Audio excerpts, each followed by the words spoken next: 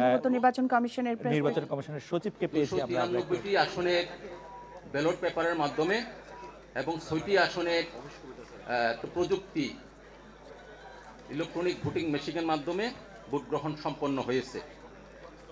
আপনারা জানেন যে এই নির্বাচনের তফসিল ঘোষণা করা হয়েছিল 8 নভেম্বর এবং আজকে সে প্রত্যাশিত দিন ভোট গ্রহণ সম্পন্ন হয়েছে সারা দেশে এবং এখানে আমাদের জেলা প্রশাসক এবং বিভাগীয় কমিশনার সহ 66 জন রিটার্নিং অফিসার ছিল এবং 582 জন সহকারী রিটার্নিং অফিসার কাজ করেছে এবং প্রায় 6 লক্ষের উপরে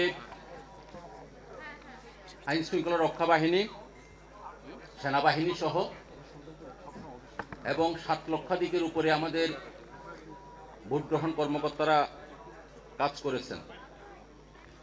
সারা দেশে আজকে 299টি আসনের মধ্যে 40,000-এর মতো কেন্দ্রে ভোট গ্রহণ সম্পন্ন হয়।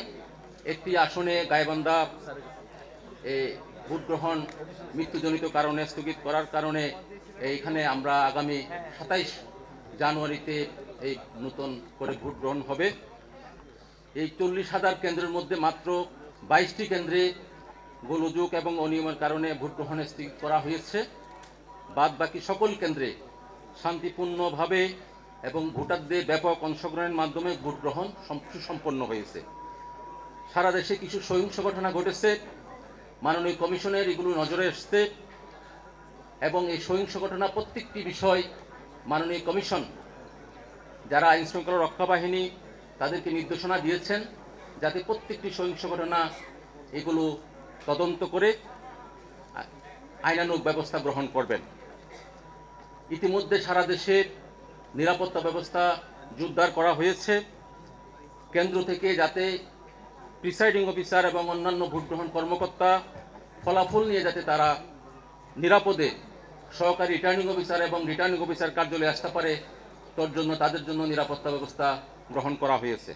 আমরা আশা করব আমরা সহকারী রিটার্নিং অফিসারের মাধ্যমে যে ফলাফল আপনাদের সামনে আমরা পেশ করব সেটি বাংলাদেশ নির্বাচন কমিশনের ঘোষিত ফলাফল হিসাবে বিবেচিত হবে। আমরা প্রথম একটি ঘোষণা দিতে চাই একটি নির্বাচনী এলাকা দিয়ে, সেটি উত্তরবঙ্গের। এই উত্তরবঙ্গে রংপুর বিভাগে এত সুন্দর পিসফুল এবং শান্তিপূর্ণভাবে নির্বাচন অনুষ্ঠিত হয়েছে যেটা আমরা গর্ববোধ করতে পারি। আমি প্রথমেই নির্বাচনী এলাকার নাম ঘোষণা করছি। নির্বাচনী এলাকার নাম 33 গাইবান্ধা 5। মোট ভোটার সংখ্যা 3,13,455। মোট ভোট কেন্দ্রের সংখ্যা 122। ফলাফল প্রাপ্ত ভোট কেন্দ্রের সংখ্যা 11 এ পর্যন্ত আমরা পেয়েছি। এতে জাতীয় পার্টির জনাব গোলাম রশিদ রঞ্জু পেয়েছে লাঙ্গল মার্কায় 668 ভোট। আব্দুর রাজ্জাক মন্ডল ইসলামিক আন্দোলন বাংলাদেশ হাতপাকা প্রতীকে পেয়েছেন 25 ভোট। ফজলে রাব্বি মিয়া বাংলাদেশ আওয়ামী লীগ নৌকা মার্কায় পেয়েছেন 21,081 ভোট।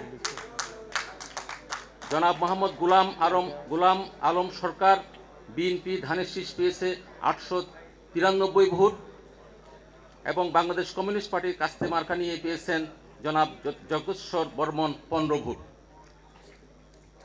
আর বাতিল ভোট হয়েছে 62টি। অন্যান্য ফলাফল আপনাদের সামনে আমরা ঘোষণা করব পরবর্তীকালে।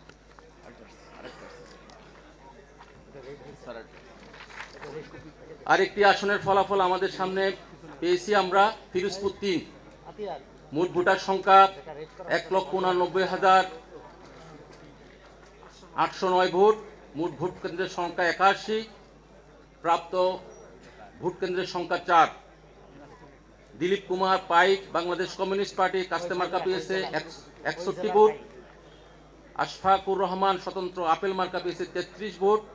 ইসলামিক আন্দোলন সগির হোসেন পেয়েছে হাতপাকা মার্কা নিয়ে 270 ভোট।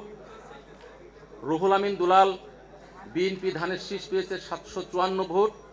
রিয়াজউদ্দিন আহমদ স্বতন্ত্র কলারছড়া পেয়েছে 2 ভোট।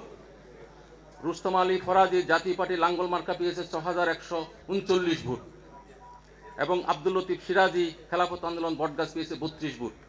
এখানে এ পর্যন্ত জাতীয় পার্টির লাঙ্গল মার্কা এগিয়ে আছে।